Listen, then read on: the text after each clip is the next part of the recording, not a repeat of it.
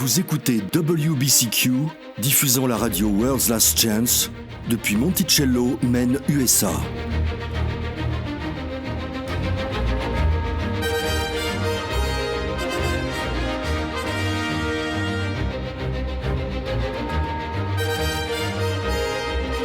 Crimes violents, troubles politiques, instabilité financière, tout indique une crise imminente, une crise sans précédent. Réglez votre fréquence sur Radio World's Last Chance pour découvrir comment vous préparer spirituellement à ce qui nous attend. Radio WLC prépare un peuple pour le retour très proche du Sauveur.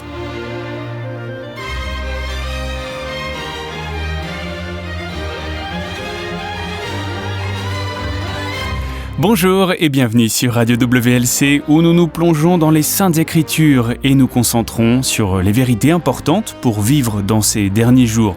Je suis votre animateur Denis Lefort et avec moi Jean-Olivier. Bienvenue amis auditeurs et merci d'être à l'écoute. À WLC, nous préférons utiliser le nom personnel du Créateur qui est Yahweh ou Yah. Ce nom est en fait utilisé dans tout l'Ancien Testament, mais dans nos traductions modernes, il apparaît généralement sous le titre générique de Seigneur. Partout où vous voyez Dieu dans l'Ancien Testament, c'est le titre hébreu El ou Elohim qui se réfère au Père. Elohim est en fait le pluriel de El, mais c'est ce que les Hébreux utilisaient pour montrer un honneur spécial, supplémentaire. Ils mettaient ce titre au pluriel. Le nom du Sauveur est similaire à celui du Père. Vous pouvez entendre le nom Yahweh dans le nom du Sauveur qui est Yahushua. Parfois, certains le raccourcissent en Yahshua et c'est très bien, ou encore Yeshua. Son nom est magnifique. Yahushua signifie le salut de Yahweh. Et c'est ce qu'il est. Il est littéralement le salut de Yahweh. Peut-être que nos auditeurs se souviennent avoir lu divers textes bibliques qui disent d'invoquer le nom du Seigneur. Mais c'est un peu difficile de faire cela quand on ne connaît pas son nom. Ce qui est dit en hébreu, c'est qu'il faut invoquer le nom de Yahweh. Et il y a une bonne raison à cela. Le nom du Père vient du verbe être hébreu. Haya. C'est le mot que Yahweh a utilisé lorsqu'il a parlé et que notre monde est venu à l'existence. Lumière, soit la lumière fut, etc. Et ce qui est merveilleux, c'est que la parole de Yahweh elle-même contient le pouvoir de faire ce qu'il dit. Donc, quand vous combinez le nom divin avec votre besoin, vous avez instantanément une promesse puissante que vous pouvez revendiquer. C'est vraiment magnifique. Denis, est-ce que tu connais cet ancien hymne « Il y a de la puissance dans le sang » ? Oui. Eh bien, il y a de la puissance dans le nom aussi. Il y a de la puissance dans la parole de Yah. Amen. Alors, Jean, je crois que tu as de bonnes nouvelles pour nous aujourd'hui. En effet, et j'attendais juste de les partager. Tu es prêt ? Je suis prêt. Tu es sûr que tu es prêt ? Eh bien... Bon, maintenant tu me fais peur, un peu. Tu es sûr que c'est une bonne nouvelle ? La meilleure. Très bien, allons-y. La bonne nouvelle, c'est que tu es un pécheur. Ok, ce n'est pas vraiment ce à quoi je m'attendais. Je sais déjà que je suis un pécheur, mais je ne vois pas en quoi c'est une bonne nouvelle. Eh bien, c'est justement de cela que nous allons parler aujourd'hui. Prenons nos Bibles et allons au chapitre 15 de Luc. Lisons les 2 premiers versets. Très bien, je l'ai. Il est écrit « Tous les publicains et les gens de mauvaise vie s'approchaient de Yahushua pour l'entendre. Et les pharisiens et les scribes murmuraient, disant « Cet homme accueille des gens de mauvaise vie et mange avec eux. » Ou dans la King James « Cet homme reçoit les pécheurs et mange avec eux. » C'est notre bonne nouvelle. Es-tu un pécheur ? Oui. Cet homme reçoit les pécheurs. Rappelons-nous que la vie de Yahushua nous montre ce que Yah ferait, comment lui-même agirait, ce que lui-même dirait s'il était un homme. Donc, ce que cela veut dire, c'est que Yahweh reçoit les pécheurs. Et si tu es un pécheur, cela signifie qu'il te recevra. Point final, sans exception. Il vous recevra, les amis. C'est définitivement une bonne nouvelle. Eh bien, ce qui est intéressant et ce que nous avons négligé jusque-là, c'est que c'est en fait une déclaration d'exclusivité. Qu'est-ce que tu veux dire ? Yahweh accepte les pécheurs, mais il n'accepte que les pécheurs. C'est un point que nous n'avions pas vraiment remarqué auparavant, alors parlons-en. Allons dans Romains chapitre 6 et lisons le verset 23. Qu'est-il écrit ? Car le salaire du péché, c'est la mort, mais le don gratuit de Yah, c'est la vie éternelle en Yahushua Christ, notre Seigneur. Maintenant, allons dans Jean 4 et lisons le verset 42. C'est l'histoire de la femme au puits. Yahushua est resté avec les Samaritains pendant 2 jours, et beaucoup d'entre eux ont cru en lui et l'ont accepté comme le Messie. Lisons ce qu'ils ont dit à la femme. Et il disait à la femme, « Ce n'est plus à cause de ce que tu as dit que nous croyons, car nous l'avons entendu nous-mêmes, et nous savons qu'il est vraiment le Sauveur du monde. » Le Christ est le Sauveur de qui ? Du monde. Yahweh veut que tout le monde soit sauvé. Il a prévu le salut pour tout le monde. Par conséquent, nous avons tendance à commencer à penser de manière inclusive. Christ est mort pour tout le monde. Mais ce n'est pas le cas. Il est mort pour les pécheurs seulement. Eh bien oui, mais c'est une sorte d'évidence. Je veux dire, Romains 3, verset 23 nous dit que tous ont péché et sont privés de la gloire de Yah. Alors oui, il est mort pour tout le monde parce que tout le monde est pécheur. Ok, je ne pense pas que tu vois clairement mon point de vue. Laisse-moi réfléchir à une autre façon de l'expliquer. De toute évidence, Yahushua n'est pas mort pour des êtres sans péché. Nous ne parlons là que des êtres humains. Et parmi les êtres humains, les seuls pour lesquels il est mort sont les pécheurs. Oui, parce que tous ont péché et sont privés de la gloire de Yah. Est-ce vraiment le cas pour tout le monde ? Bien sûr. Eh bien, les pharisiens ne semblaient pas le penser. En fait, ils étaient très fiers de ce qu'ils considéraient comme leur droiture exemplaire. Oui, mais ils n'étaient pas vraiment justes, ni vraiment droits. C'était plutôt une justice autoproclamée. Mais pensaient-ils qu'ils étaient justes ? Oui. Donc, en d'autres termes, ils ne pensaient pas avoir besoin d'être sauvés, n'est-ce pas ? Oh, je pense que je commence à voir où tu veux en venir. Non, ils n'admettaient pas être des pécheurs, ni avoir besoin d'être sauvés. Il y a même eu une fois où... J'essaie de me rappeler dans quel passage. Ils étaient tellement en colère contre Christ pour avoir suggéré qu'ils étaient des pécheurs qu'ils ont essayé de le tuer. Tu penses à Jean 8 ? Oui, peut-être. Laisse-moi voir. Oui, nous y voilà. Jean 8, en commençant au verset 31. Il est écrit « Et il dit aux Juifs qui avaient cru en lui, « Si vous demeurez dans ma parole, vous êtes vraiment mes disciples.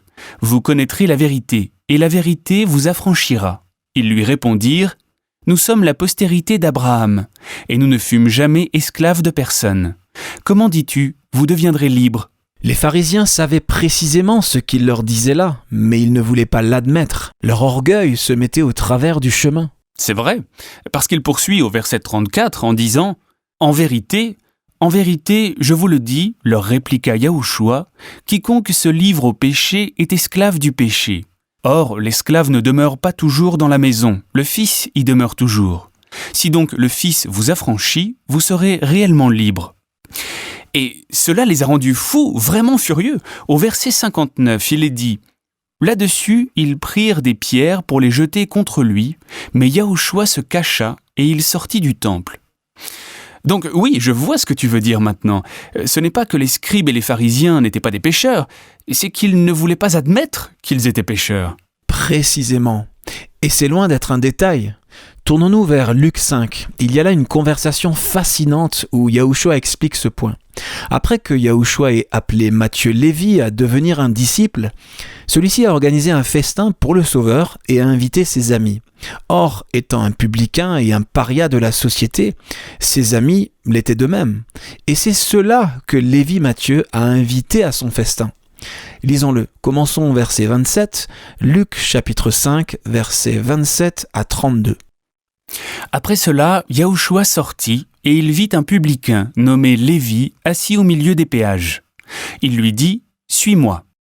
Et laissant tout, il se leva et le suivit. Lévi lui donna un grand festin dans sa maison, et beaucoup de publicains et d'autres personnes étaient à table avec eux. Les pharisiens et les scribes murmurèrent et dirent à ses disciples « Pourquoi mangez-vous et buvez-vous avec les publicains et les gens de mauvaise vie ?» Ou dans la King James « Pourquoi mangez-vous et buvez-vous avec les collecteurs d'impôts et les pécheurs ?» Tu vois, selon eux, selon leur propre estimation, une personne vraiment juste ne se souillerait jamais en fréquentant un pécheur, en ayant des relations sociales avec un pécheur. Ils sous-entendaient que pour que Christ les fréquente, il devait lui aussi être un pécheur, et donc ne pas être le Messie. Mais la réponse de Yahushua clarifie sa mission et précise pour qui il est mort. Lisons la suite maintenant, les versets 31 et 32. Yahushua, prenant la parole, leur dit « Ce ne sont pas ceux qui se portent bien qui ont besoin de médecins, mais les malades. Je ne suis pas venu appeler à la repentance des justes, mais des pécheurs. » Yahushua n'est pas mort pour les justes ou les saints, ou ceux qui se croient tels. Il est mort pour les pécheurs. Donc en d'autres termes, ce qu'il dit c'est « Bien, si vous n'avez pas besoin de moi, je ne suis pas venu pour vous, je suis venu uniquement pour les pécheurs. » Oui. C'est audacieux. Non, c'est exact. Pensons-y une minute. En tant que chrétiens aujourd'hui, nous regardons collectivement de haut les pharisiens. Leur autosatisfaction, autoconsciente, est devenue le symbole moderne de l'hypocrisie. Oh, c'est vrai. En fait, c'est l'une des définitions modernes du mot hypocrisie. La définition du dictionnaire inclut, je cite, « une personne hypocritement pharisaïque », en d'autres termes, autosatisfaite de soi. Dans le christianisme aujourd'hui, on ne trouve pas beaucoup de personnes, si tant est qu'il y en ait, qui se disent être justes ou sans péché. Pratiquement tout le monde admet être pécheur. « Je suis un pécheur, sauvé par la grâce » est en quelque sorte le mantra chrétien moderne. Oui, mais laisse-moi te demander, Denis, combien de personnes le pensent vraiment ? Combien admettent être pécheurs juste parce qu'on attend d'eux qu'ils le disent ? La vérité, c'est que beaucoup de chrétiens se comparent aux autres et cherchent ce qui ne va pas chez les autres. C'est vrai. Je me souviens d'une étude biblique un jour. Je ne me rappelle pas quel passage nous étudions, mais il y avait quelqu'un qui a dit « Je ne pense pas que je sois si mauvais. En fait, je suis plutôt bon. » Je me souviens avoir été choqué et avoir pensé « Tu es l'exemple parfait de la condition laodicéenne. Tu es misérable, pauvre, aveugle et nu, et tu ne le sais même pas. » Et comment cela t'a-t-il fait sentir à propos de toi-même, par comparaison ?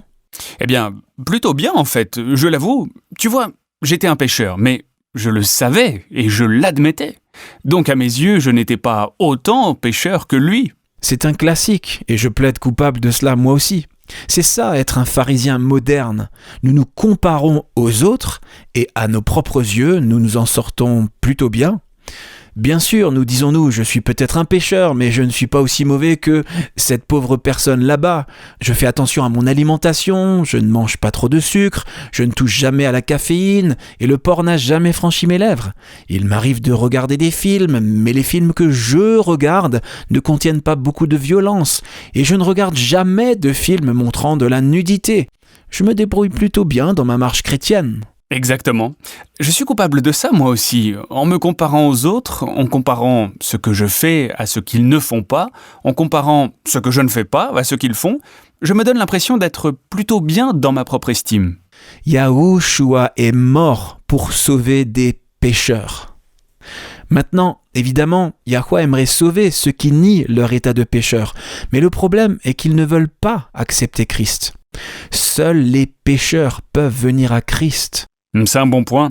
Les personnes autosatisfaites ne le peuvent pas, car pour venir à Christ et accepter sa justice, elles doivent d'abord reconnaître qu'elles sont des pécheurs et qu'elles ont besoin d'un sauveur. Une personne autosatisfaite pense qu'elle n'a pas de péché. Alors de quoi est-elle censée se repentir ? Ce n'est que lorsqu'une personne reconnaît qu'elle ne peut pas se sauver elle-même, qu'elle peut alors, dans la foi, s'en remettre à la justice de Yahushua. C'est pourquoi, bien que Yahushua soit mort pour tous, Yah ne reçoit que les pécheurs. Il ne reçoit que ceux qui peuvent admettre qu'ils sont pécheurs. Cela a du sens maintenant. Très bien, gardez cette pensée les amis, nous revenons dans un instant. Avez-vous déjà été troublé par diverses paroles divines de l'Ancien Testament disant aux Israélites de détruire telle ville ou telle population et d'y tuer tout le monde, y compris les femmes, les enfants et même les bébés ? Cela ne semble pas compatible avec le caractère d'amour du Créateur, n'est-ce pas ? Il existe cependant une raison à cela. Découvrez-la sur notre site web en lisant les Néphilim dans la Bible. Apprenez pourquoi de tels ordres ont été donnés par un père aimant. Lisez les Néphilim dans la Bible sur worldslastchance.com.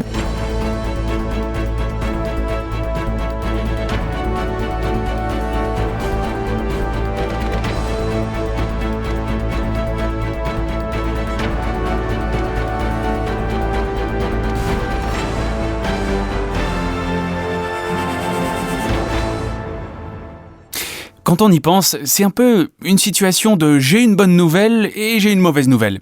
La mauvaise nouvelle est que tu es un pécheur, mais la bonne nouvelle est que tu es un pécheur. Cela signifie que Yah va t'accepter parce qu'il accepte les pécheurs. Exactement. Aucun d'entre nous n'aime reconnaître, même à soi-même, à quel point nos pensées cachées peuvent être dépravées. Nous n'aimons pas admettre combien de fois nous nous sommes repentis pour commettre à nouveau le même péché, encore et encore. Mais si vous êtes un véritable pécheur, c'est une bonne nouvelle. Si Yahweh reçoit les pécheurs, cela signifie qu'il vous recevra. C'est logique. Je comprends qu'ils ne reçoivent pas ceux qui ne font que reconnaître du bout des lèvres qu'ils sont pécheurs, juste parce qu'on attend d'eux qu'ils le disent. Non, ils ne sont pas reçus. Mais tous ceux qui admettent réellement être de véritables pécheurs, tous ceux qui se sentent impuissants, sans espoir et perdus, ceux-là, il les reçoit. Et ça signifie que Yahweh vous accepte, vous aussi. Ça me rappelle la parabole du pharisien et du publicain que Yahushua a utilisée comme exemple. Tu t'en souviens ? Oui, c'est un exemple parfait. Lisons-la. C'est dans Luc 18, je crois. Comme nous l'avons dit dans notre première partie, tout le monde est pécheur, mais tout le monde n'admet pas réellement être un pécheur. Et cette parabole éclaire vraiment les conditions pour être reçue. Ok, c'est parti. C'est Luc 18, versets 9 à 14. Il est écrit « Il dit encore cette parabole en vue de certaines personnes se persuadant qu'elles étaient justes et ne faisant aucun cas des autres. » Remarquez que c'est ceux qui se persuadent qu'ils sont justes, et ce faisant, ils ne font aucun cas des autres. Ou dans la King James, ceux qui se confiaient en eux-mêmes pensant qu'ils étaient justes, tout en méprisant les autres. Ok, continuons. 2 hommes montèrent au temple pour prier. L'un était pharisien et l'autre publicain. Le pharisien, debout, priait ainsi en lui-même. Ce passage est très intéressant. Yahushua dit que le pharisien priait ainsi en lui-même ou avec lui-même dans la King James. Il priait en lui-même ou avec lui-même pour se sentir bien. Ses prières ne montaient pas vers Yah, parce qu'il priait juste pour lui-même. J'aime ce détail important, c'est tellement descriptif de la situation. Ok, je continue. Voici ce que le pharisien se dit en priant en ou pour lui-même. Il dit « Oh, Yah, je te rends grâce de ce que je ne suis pas comme le reste des hommes, qui sont ravisseurs, injustes, adultères, ou même comme ce publicain. Je jeûne 2 fois la semaine, je donne la dîme de tous mes revenus. » Vous voyez, il fait la liste de tout ce qu'il fait. Il énumère ses œuvres de justice, qui le font se sentir si supérieur. Il se compare même au publicain, ce collecteur d'impôts. Alors, que dit le collecteur d'impôts, le publicain ? Le publicain, se tenant à distance, n'osait même pas lever les yeux au ciel, mais il se frappait la poitrine en disant « Oh Yah, sois apaisé envers moi, qui suis un pécheur » ou dans la King James « Yah, sois miséricordieux envers le pécheur que je suis ». Je vous le dis, celui-ci descendit dans sa maison justifié plutôt que l'autre. Car quiconque s'élève sera abaissé, et celui qui s'abaisse sera élevé. Les pharisiens étaient tellement imbus d'eux-mêmes qu'ils mettaient un point d'honneur à se tenir debout et à prier, à haute voix bien sûr, dans les lieux publics. Ils se tenaient debout au marché ou au coin de la rue pour le faire. C'est ce que Yahushua décrit ici. Mais le collecteur d'impôts, le publicain, lui, n'a pas fait ça. Il se tenait à distance ou au loin dans la King James. Il n'a même pas levé les yeux vers le ciel. Cet homme connaissait son état de pécheur. Cet homme avait compris son besoin désespéré d'un sauveur. Et donc, Yahushua dit de cet homme qu'il est descendu dans sa maison justifiée. Yahweh l'a accepté. Cette parabole occupe une place spéciale dans mon cœur parce qu'elle montre que Yahweh voit à travers toutes les inepties, toutes les prétentions et toutes les barrières que nous érigeons. Il voit directement au cœur. Si dans notre cœur nous avons le désir d'aimer et d'honorer Yah, il le voit. Il se peut que vous soyez rempli de peur, il se peut que vous pensiez que vous êtes tombé trop bas. Ou que vous avez répété le même péché trop de fois. Nous avons tous nos points faibles. Par exemple, je n'ai jamais été tenté de prendre de la drogue. Ça n'a jamais été quelque chose qui m'a attiré. Mais nous avons tous nos points faibles. J'ai mes propres domaines dans lesquels j'ai péché et me suis repenti, pour ensuite pécher à nouveau exactement dans le même domaine. Quand vous l'avez fait de façon répétée, vous pouvez commencer à vous sentir, je ne sais pas, embarrassé au minimum. Vous pouvez vous sentir gêné de demander pardon encore une fois. Comme s'il n'y avait qu'un nombre précis de fois où vous pouvez tomber et être encore pardonné. Oui, je te comprends. Mais si vous vous trouvez dans cette situation, et j'oserais dire que nous l'avons tous été à un moment ou un autre, vous êtes exactement le genre de personne que Yahuwah appelle. C'est Satan qui instille cet esprit de peur, ce sentiment que vous ne pourriez pas venir à Yahuwah avant de vous être nettoyé par vous-même. Ne l'écoutez pas. Vous n'avez pas besoin de rester loin de Yahuwah et des mérites du sang de Yahushua jusqu'à ce que vous ayez vaincu le péché dans votre vie.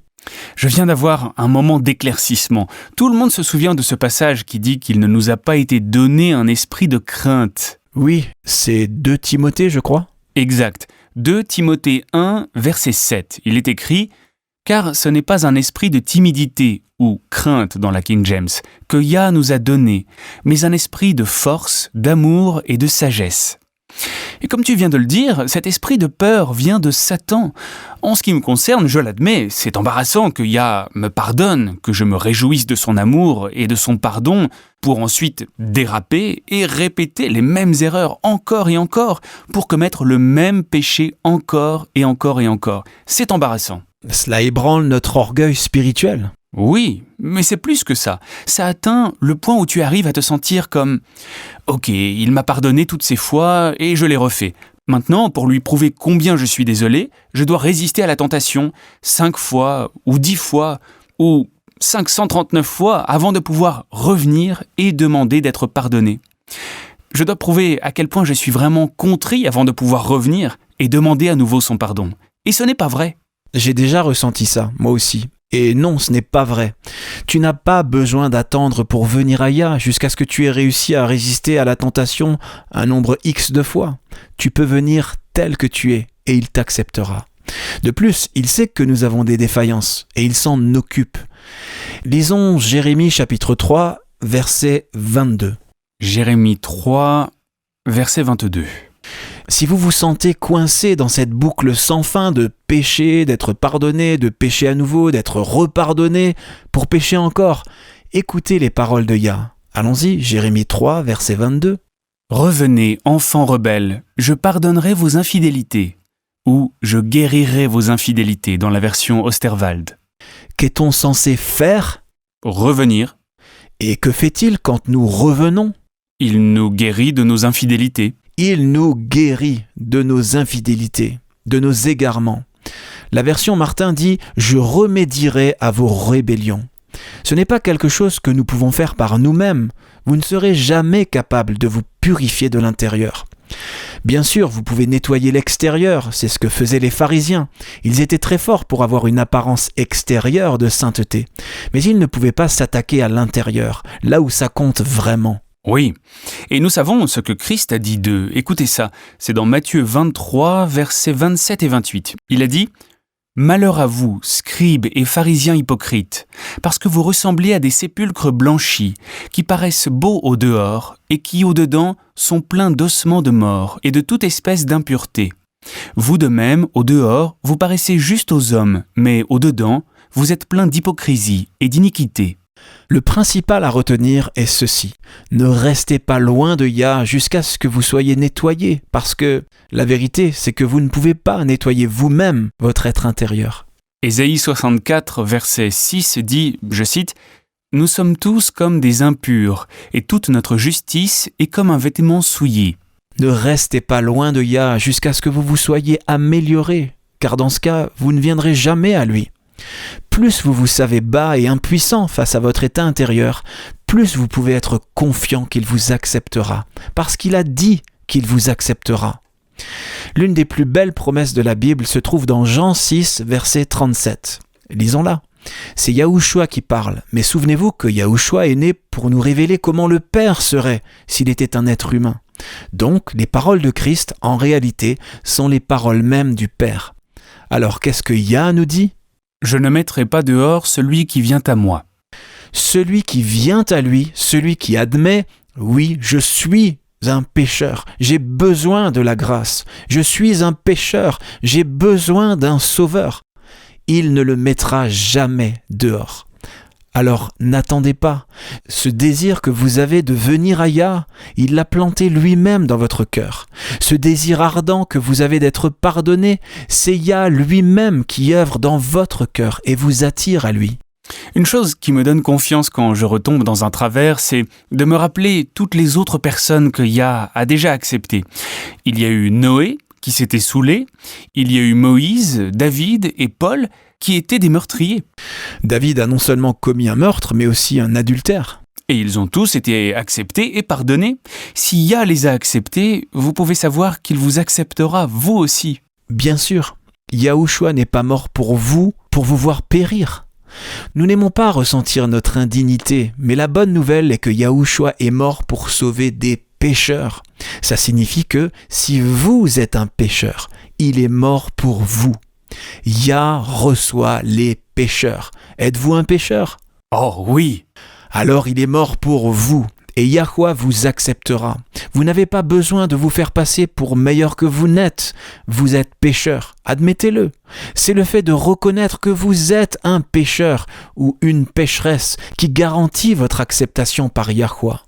Ne vous éloignez pas du Sauveur parce que vous êtes pécheur. Ne restez pas éloigné parce que vous n'êtes pas théologien ou spécialiste de la Bible. Ne restez pas éloigné parce que vous avez honte de répéter à chaque fois les mêmes erreurs. Venez tel que vous êtes et vous serez accepté. Je pense que parfois nous avons cette idée qu'il y a une quantité déterminée de péchés que nous pouvons commettre. Après quoi, tant pis, c'est dommage, plus de pardon pour toi. Mais ce n'est pas comme ça que ça marche. L'amour et la grâce de Yah sont sans limite. Si vous vous sentez pécheur, si vous vous sentez pécheresse, si vous vous sentez sans valeur, prenez courage. Vous êtes celui pour lequel Yahushua est mort. Vous êtes celle pour laquelle Yahushua est mort. Il n'y a rien que vous ayez fait ou que vous puissiez faire pour que Yahweh vous tourne le dos. La seule chose qui pourrait s'opposer à Yah est votre choix personnel. Alors faites le choix, tendez la main de la foi et saisissez la promesse. Le salut est à vous. Tout ce que vous avez à faire est de l'accepter par la foi. Amen. C'est à nous, c'est notre choix personnel de savoir si nous sommes sauvés ou perdus. Je voudrais terminer par une belle invitation qui se trouve dans Apocalypse 22. C'est l'un des derniers versets de la Bible. Il nous est dit « Et l'Esprit et l'Épouse disent « Viens ». Et que celui qui entend dise « Viens ». Et que celui qui a soif vienne. Que celui qui veut prenne de l'eau de la vie gratuitement.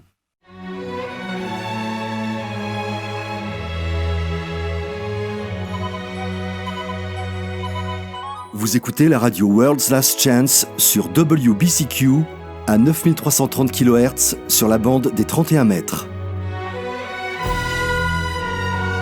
Radio World's Last Chance prépare un peuple pour le retour très proche du Sauveur. J'ai une bonne et j'ai une mauvaise nouvelle. Laquelle voulez-vous en premier ? Eh bien, la mauvaise nouvelle est qu'il n'y a rien que vous puissiez faire pour être prêt pour le retour de Yahushua. En fait, si vous essayez, vous allez échouer. La bonne nouvelle est que Yahushua lui-même s'en occupe. Rendez-vous sur worldslastchance.com et cherchez l'article intitulé « La justice de Yahushua, seul espoir pour les pécheurs ». Il vous couvre. Vous êtes entre de bonnes mains quand vous vous confiez en lui. Alors, quelle question as-tu, Denis, pour notre courrier des auditeurs ? Eh bien, voyons voir... Ah, celle-là nous vient de Nigel à Bristol en Angleterre. Et voici d'ailleurs une anecdote à ajouter à ta collection, Jean. Pendant la guerre froide, en cas de frappe nucléaire programmée, Bristol aurait été la 4e ville d'Angleterre à être visée. Eh bien, il est bon de se sentir important, je suppose ? Si on vit assez longtemps pour en profiter. Alors, quelle est la question de Nigel ? C'est une bonne question et je pense que nous pouvons tous en bénéficier. Il nous écrit « Que dit la Bible à propos des pensées impures ? C'est un vrai défi pour moi. » Je pense que c'est un défi pour la plupart d'entre nous, mais c'est quelque chose dont nous devons être conscients. Proverbe 23, verset 7 nous dit que « Telle une personne pense dans son cœur, telle elle est ». Je ne pense pas que la plupart d'entre nous réalisent à quel point les mauvaises pensées, même petites, peuvent être insidieuses. C'est comme ça que Satan prend pied. Je lisais un livre spirituel l'autre jour. L'auteur a dit quelque chose qui m'a marqué. Je ne m'en souviens pas par cœur, mais l'idée était « Quand la tentation à l'extérieur rencontre la corruption à l'intérieur, nous tombons dans le péché. » C'est très perspicace, et Satan le sait.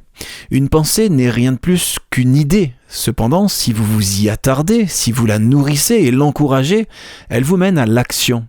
Évidemment, cela peut être bon si la pensée est bonne, mais cela peut être vraiment mauvais si la pensée est mauvaise.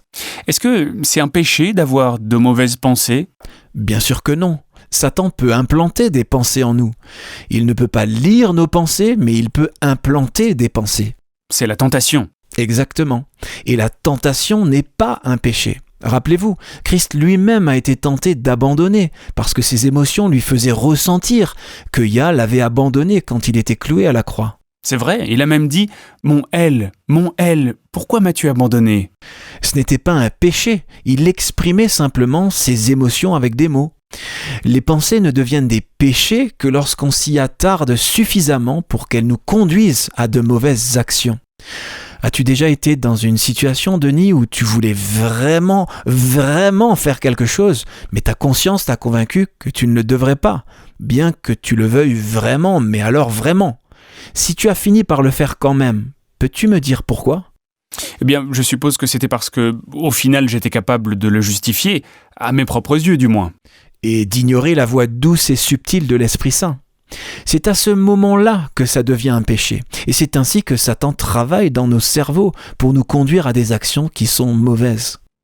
Alors, que pouvons-nous faire au sujet de ces pensées nuisibles ? Comment les contrôler ?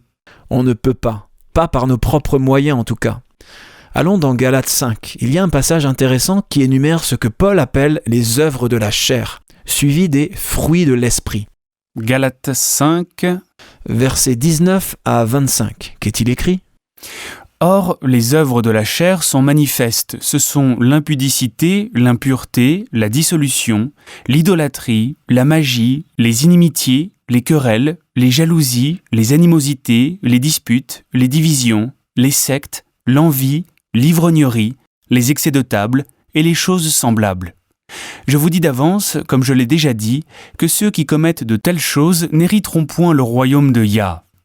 Mais le fruit de l'esprit, c'est l'amour, la joie, la paix, la patience, la bonté, la bénignité, la fidélité, la douceur, la tempérance. La loi n'est pas contre ces choses. Ceux qui sont à Christ Yahushua ont crucifié la chair avec ses passions et ses désirs. Si nous vivons par l'esprit, marchons aussi selon l'esprit. Les œuvres de la chair, comme les fruits de l'esprit, commencent tous en tant que pensées dans le cœur intérieur. Lesquelles choisissez-vous d'entretenir ? Les bonnes ou les mauvaises ? Nous ne devons jamais oublier que Satan ne peut pas forcer la volonté. Les gens aiment dire « le diable m'a fait faire ça ». Mais peut-il vraiment forcer la volonté ? Non, bien sûr que non. Non, Yah ne permettrait jamais cela. Donc, ça revient toujours à un choix personnel. Quelle pensée encourageons-nous ? De quelle pensée nous détournons-nous ? Les mauvaises actions commencent toujours par de mauvaises pensées. D'accord, mais comment faire ? Je ne sais pas pour toi, mais parfois les pensées peuvent être si persistantes qu'il est vraiment difficile de les bannir, même quand on veut les bannir. C'est difficile parce que tu essayes de le faire par tes propres moyens.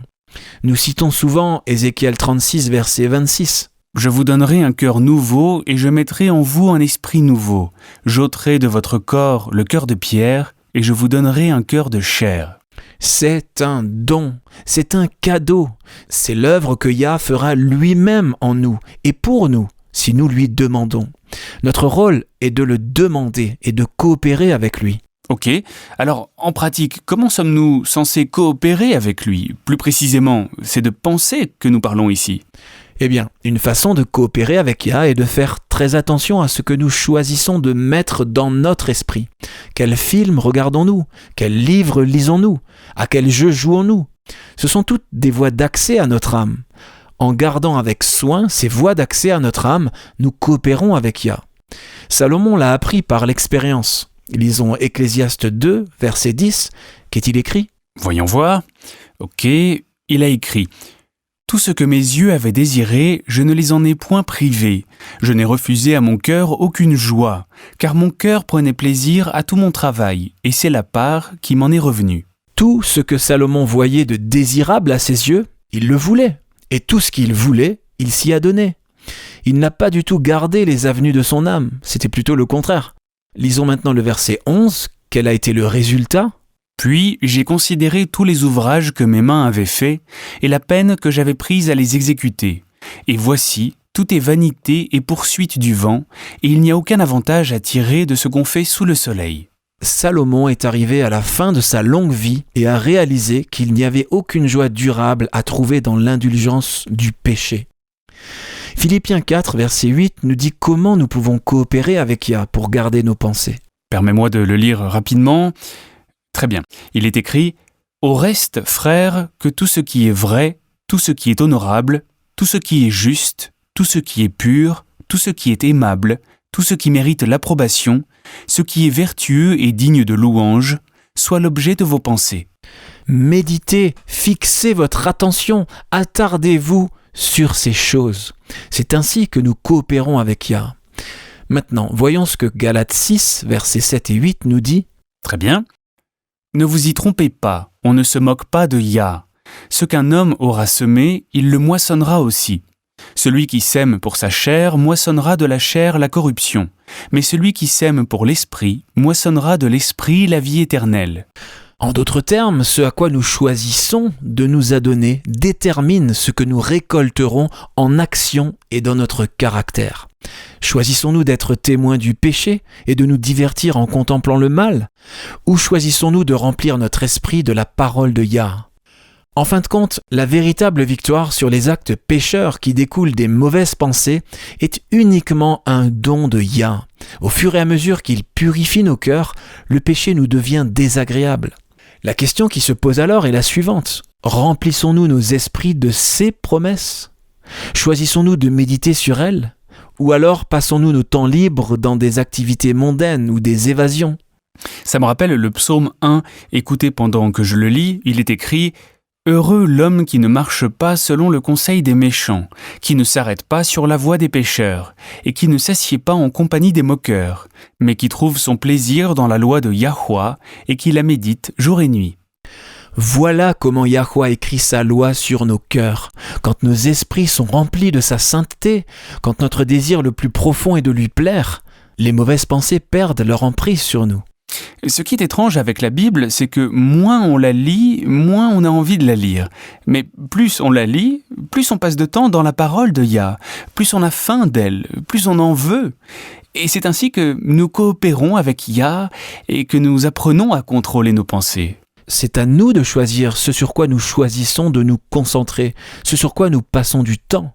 Yah ne forcera jamais notre volonté, et nous ne pouvons pas le faire par nous-mêmes. Nous avons besoin qu'il nous donne ce nouveau cœur et qu'il écrive lui-même sa loi dans notre être intérieur.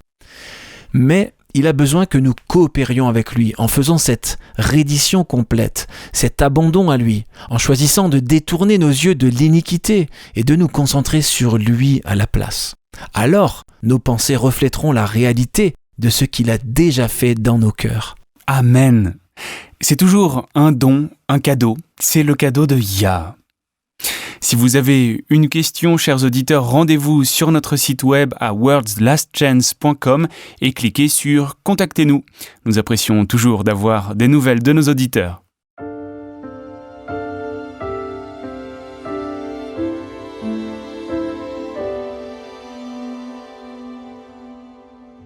Vous écoutez Élise Blanc pour votre promesse quotidienne de la parole de Yah.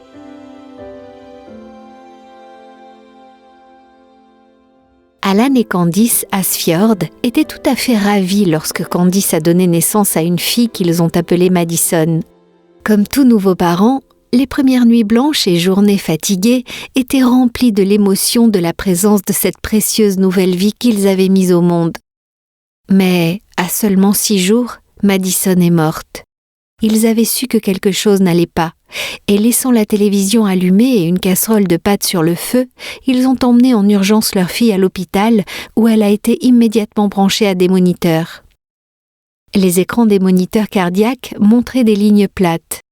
Les parents ne sont pas censés devoir enterrer leur enfant et, à cet instant, Alan et Candice sont restés assis dans le silence, incapable de comprendre ce qui venait de se passer. Soudain, de façon inexplicable, 2 minutes après que le cœur de Madison ait cessé de battre, il s'est remis à battre. Le coup de fouet émotionnel était si extrême que le couple ne savait que penser ou ressentir. Se faisait-il de faux espoirs pour les voir à nouveau anéantis ? Les heures qui ont suivi ont été une série d'agitations, de machines et de tests. Les jeunes parents ont été horrifiés d'apprendre que leur petite fille parfaite était née avec une maladie cardiaque très rare et extrêmement compliquée. Le syndrome du cœur droit hypoplasique associé à une coarctation de l'aorte, de multiples déviations septales et un sinus coronaire entièrement couvert. En d'autres termes, son cœur était plein de trous et une artère avait un défaut qui limitait la circulation sanguine. Bien qu'il existe des traitements efficaces pour le syndrome du cœur gauche hypoplasique, aucun bébé né avec le syndrome du cœur droit hypoplasique n'avait jamais survécu plus de quelques semaines. Pour survivre, Madison devait subir une intervention chirurgicale d'urgence, mais aucun hôpital n'était en mesure de pratiquer une opération aussi spécialisée là où il vivait au Japon. Elle devait être transportée par avion aux États-Unis dans l'un des rares hôpitaux disposant d'une équipe médicale expérimentée dans ce type d'opération. Le problème, c'est que le temps que les médecins découvrent le problème, Madison subissait déjà une insuffisance hépatique rénale et respiratoire et tout son système gastro-intestinal était paralysé. Si elle restait au Japon, elle mourrait. Si elle prenait l'avion pour les États-Unis, elle n'avait que 1 à 2% de chance de survivre au transport aérien. Il a fallu 2 jours pour organiser un vol d'évacuation sanitaire du Japon vers les États-Unis. Et lorsque la petite famille est arrivée au Rady Children's Hospital de San Diego en Californie, l'état de Madison s'était encore détérioré. Les médecins ont déclaré que Madison était trop faible pour survivre à une anesthésie générale. Le mieux qu'ils pouvaient faire était de la maintenir dans un état confortable jusqu'à son décès. Alan et Candice se retrouvaient à nouveau dans les limbes de l'attente. 2 jours plus tard, le médecin leur a annoncé que les signes vitaux de Madison s'étaient suffisamment stabilisés pour qu'ils puissent tenter l'opération. Bien que l'opération restait risquée et qu'elle n'avait que 10 à 15% de chances de s'en sortir, ils estimaient que les avantages l'emportaient sur les risques. La longue opération était terrifiante. Leur fille survivrait-elle ? Et même si elle survivait, quel genre de vie aurait-elle ? 9 heures après le début de l'opération, le chirurgien est entré dans la salle d'attente, souriant. Madison avait survécu. Au cours des années qui ont suivi, Madison a subi 4 opérations à cœur ouvert, une opération gastro-intestinale, près d'une douzaine de cathétérismes cardiaques et de nombreuses hospitalisations. Mais aujourd'hui, la petite fille, que tout le monde s'attendait à voir mourir, la petite fille dont les reins fonctionnaient à moins de 5%, le foie à moins de 10% et les poumons à moins de 40%, est une enfant heureuse et pétillante dont les rires et sourires apportent une joie constante à sa famille. Se souvenant de la lutte et des triomphes des années passées, Alan et Candice ont déclaré, je cite, « Nous avons vu Yahweh faire tant de choses à travers Madison. Des gens, oui, même des docteurs, ont trouvé la foi en assistant à son rétablissement miraculeux. Et nous sommes arrivés à une meilleure compréhension de qui nous sommes, et, plus important, de ce qu'il peut faire à travers nous. Chaque professionnel de la santé travaillant sur le cas de Madison nous a dit, à un moment ou à un autre, qu'il n'y avait aucun espoir. Mais le grand médecin nous a appris que l'espoir que nous avions était suffisant pour la ramener de la mort à une vie glorieuse. » Fin de citation. La mort de Yahushua à la croix nous apporte des bénédictions illimitées.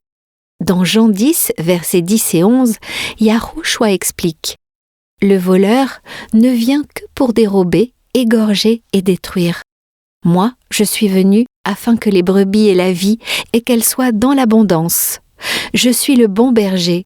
Le bon berger donne sa vie pour ses brebis. » La vie dans un monde de péché peut être difficile, mais quelle que soit la difficulté du chemin, vous avez un ami qui marche à vos côtés tout au long du chemin. Psaume 84, verset 12 nous dit « Car Yahweh Adonai est un soleil et un bouclier. Yahweh donne la grâce et la gloire. Il ne refuse aucun bien à ceux qui marchent dans l'intégrité. » Nous avons reçu de grandes et précieuses promesses. Réclamez-les dès maintenant.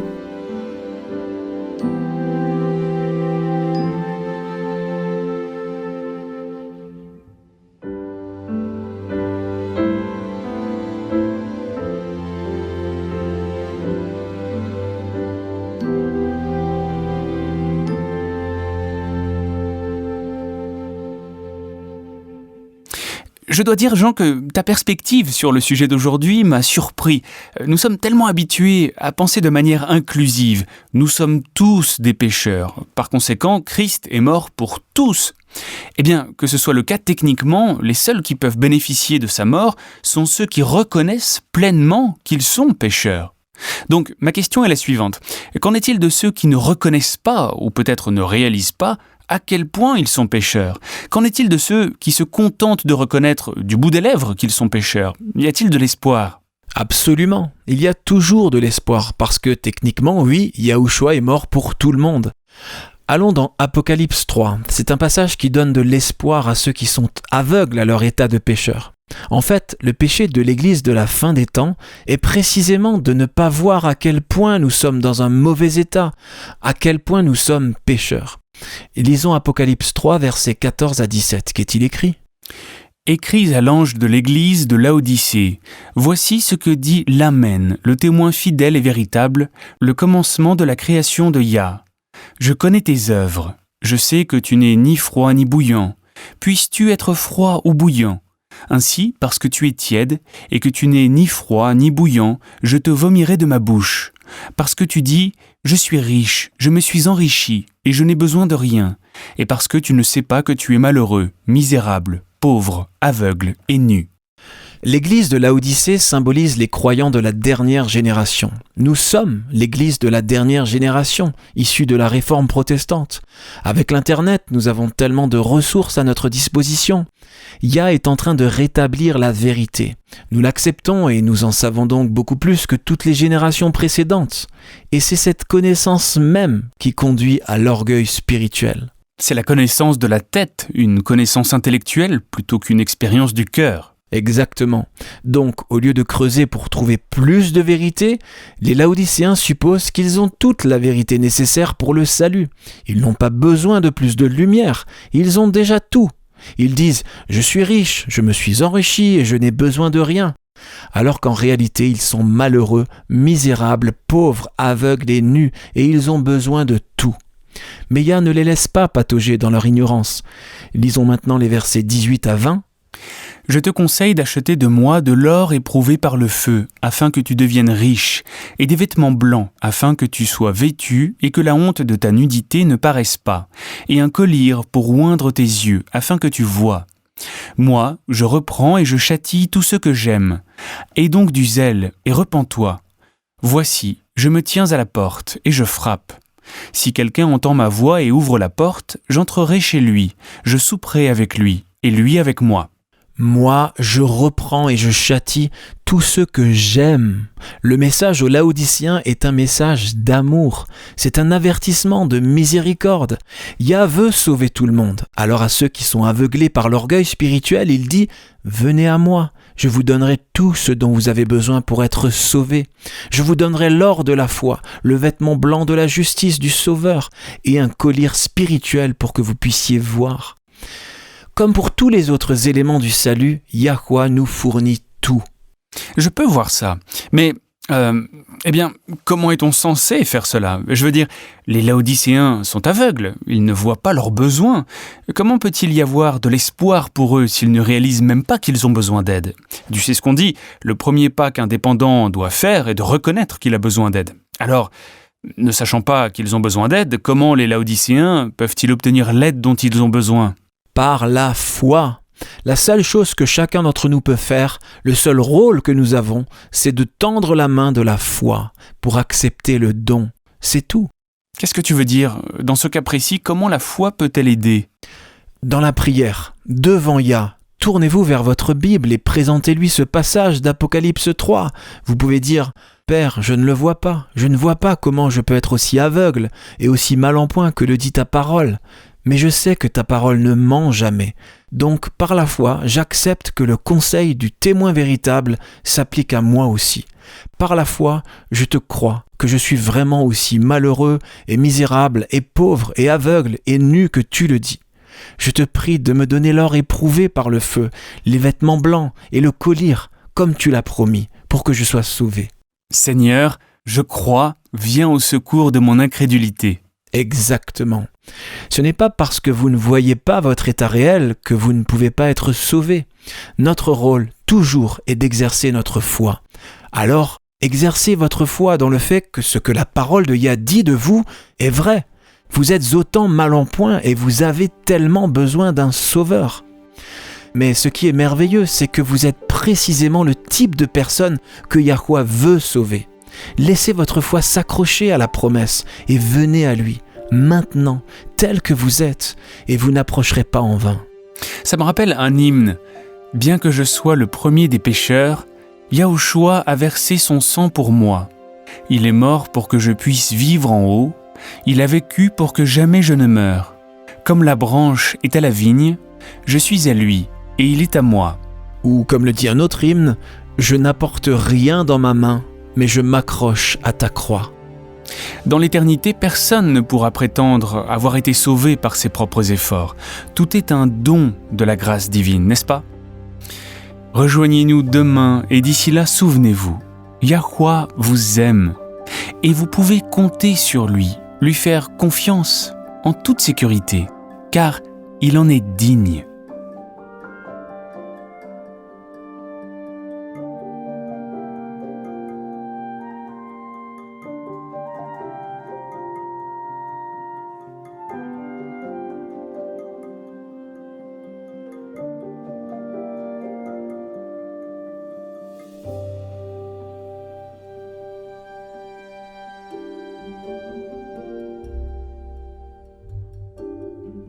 Vous étiez à l'écoute de Radio WLC.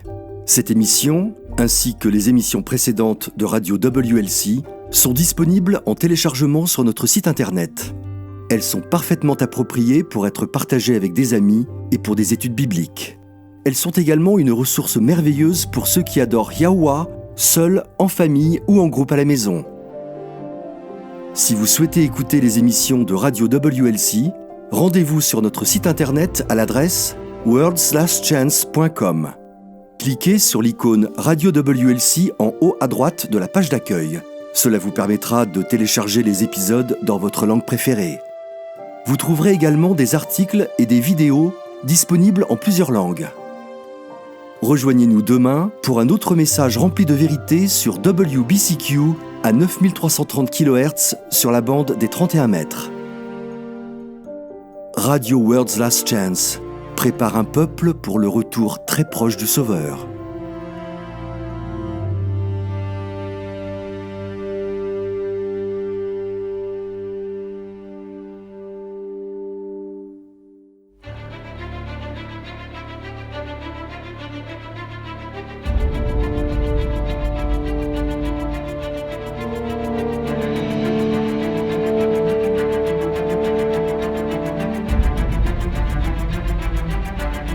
Merci d'avoir été à l'écoute de ce programme sur Radio WLC.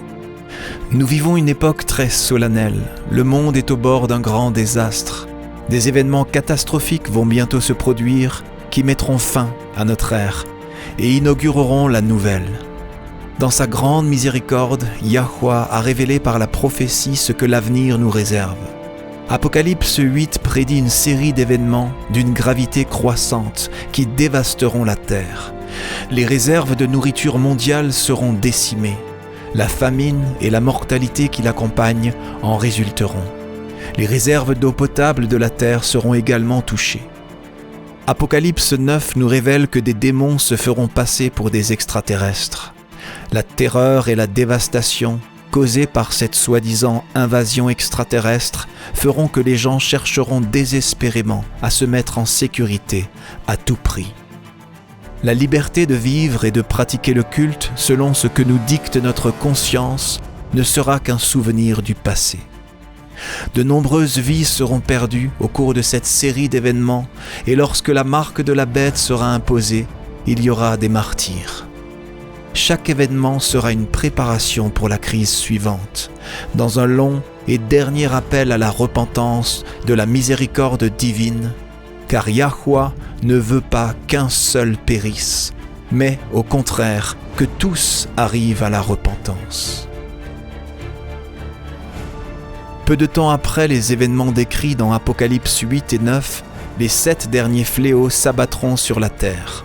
Ces fléaux et les trompettes précédentes feront des ravages et sèmeront le chaos sur la terre. Ils causeront une destruction et une misère sans précédent. Ésaïe 24 nous avertit ainsi. Oui, Yahweh va dévaster la terre, il va la ravager, en bouleverser la surface, il en dispersera les habitants. La terre se déchire et se fissure, elle vacille, elle oscille et titube, pareille à un ivrogne, et elle est ébranlée comme une cabane, car le poids de son crime pèse sur elle. Elle tombe et ne se relève plus. Pour les croyants, cependant, il y a de l'espoir.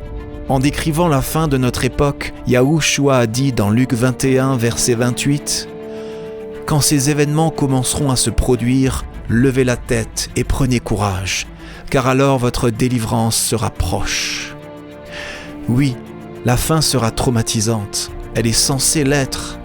Yahweh veut sauver chaque individu qu'il peut sauver. C'est pourquoi il permet ce point culminant final pour réveiller les âmes. Mais la bonne nouvelle de l'évangile du royaume de Yah est que, au-delà des événements traumatisants d'un proche futur, une éternité de bonheur attend tous ceux qui accepteront le don divin du salut. Lorsque Yahushua reviendra, tous ceux qui sont morts en croyant au mérite du Sauveur crucifié et ressuscité seront ressuscités lors de la première résurrection. Yahushua établira alors le royaume de Yah sur terre. Lui et les rachetés régneront conjointement sur la terre pendant les 1000 premières années de l'éternité. Jean a vu un nouveau ciel et une nouvelle terre, car le premier ciel et la première terre avaient disparu. Si vous souhaitez vous joindre aux rachetés de toutes les époques et vivre une vie à la mesure de celle de Yahweh, faites le choix. Acceptez le salut aujourd'hui. Vous n'avez pas besoin de vous y préparer par vous-même. La vérité est que vous ne le pouvez pas. Et moi non plus. Personne ne le peut. Venez à lui tel que vous êtes. N'attendez pas d'avoir cessé de pécher. Vous ne vous améliorerez pas par vos propres efforts. Acceptez l'invitation de Yahweh à devenir membre de son royaume terrestre éternel. Lorsque vous accepterez cette précieuse invitation, Yahweh vous offrira un tout nouveau cœur.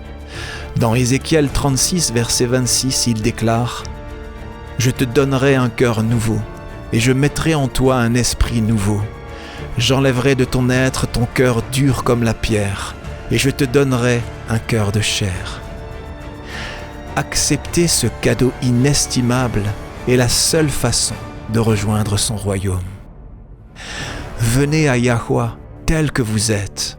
Il attend, les bras grands ouverts, désireux de recevoir tous ceux qui viennent à lui.